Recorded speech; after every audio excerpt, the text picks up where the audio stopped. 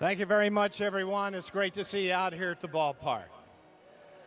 This is Rally Cap for Recovery Night, and there are going to be about 1,300 people out in left field whose lives have been redeemed through the recovery process from alcoholism and addiction. The governor has proclaimed this Recovery Month, and he has written a special proclamation, and the proclamation will be published that all of you can see.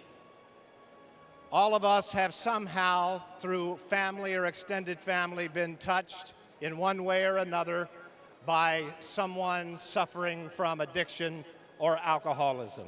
But I wanted to tell you a story, and it'll only take me about 5 minutes to do so. There was a boy, he was 14 years old, and he went to a party, and someone found a bottle of Seagram's VO, a fifth.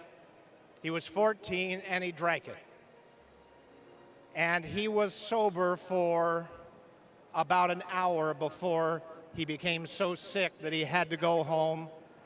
And he was in bed for 3 days, and he was terribly, terribly, terribly sick. When he finally was able to leave his bed, instead of saying what normal people would say, and that is, "I will never drink again in my life," this boy said, "I can't wait until I can feel that way again." That boy continued to drink through high school, and he flip-flopped between the highs of great high school fun and the lows and depths of even addiction that started at 14. Then he went to college and he continued to drink. And he flopped from the dean's list to being probationary and kicked out of school. Then he went to the service and he kept making geographical changes. But every time he changed locations, he had to take himself with him. When he got out and got a professional job for the first time, he met a woman and he married her, and she tried as hard as she could to get him to stop drinking. It didn't happen because the disease has its clutches on him. He kept moving from city to city. He kept failing everywhere he went. And then one day he ended up in the city of Minneapolis and in the Twin Cities. And he got a job and he worked very hard, but one day he made the worst mistake that you could possibly make. He showed up at work drunk. He embarrassed his friends, his family, and the people who trusted him at his job. The people at work gave him an ultimatum. They said, "Go to treatment, stop drinking, or never work again in your chosen profession and be unemployed." He was about to lose his family, his children, and his job. And he had two choices facing him. One was suicide, and one was to stop drinking. And it wasn't an easy decision for this man, because the idea of never drinking again was impossible to comprehend. But he did. And through an incredible network in this recovery community that's in this state of Minnesota, he managed to stay sober for 30 years. He got his job back. He got his family back. His 3 children grew up to be successful. They love this man, and this man loves his children. And he has spent a remarkable period of time in the state of Minnesota, because the state of Minnesota understands what recovery is about. So this rally for recovery is extremely important. It's not the harsh, the mellow that you expect to have at a great baseball game.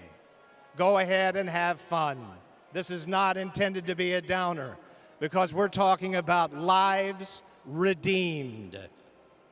And it happens every day. Now, where is that man today? Well, that man is standing at home plate at the ballpark at Target Field.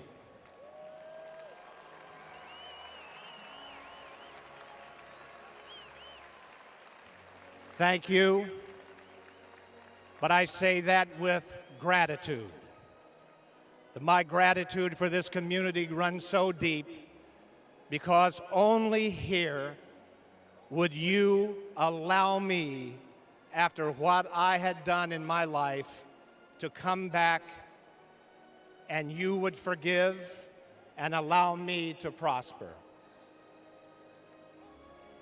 The debt of gratitude is so deep to the recovery community who has buoyed me and may one day buoy some member of your family. I hope that is true. Now, I'm going to do one thing as I close. I'm going to say a sentence. You would do me a great honor of all the honors you have ever done me if you will simply say, when I have concluded what I'm about to say, just say, "Hi, Don." Here's what I'm going to say. My name's Don, and I'm an alcoholic. Thank you, and God bless you. And go Twins.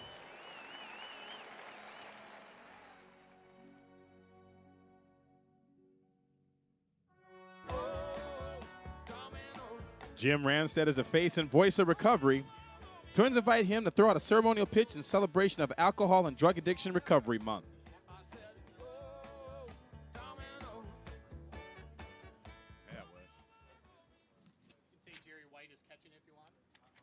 Catching Jim will be Twins first base coach Jerry White. Jim, it's your pitch.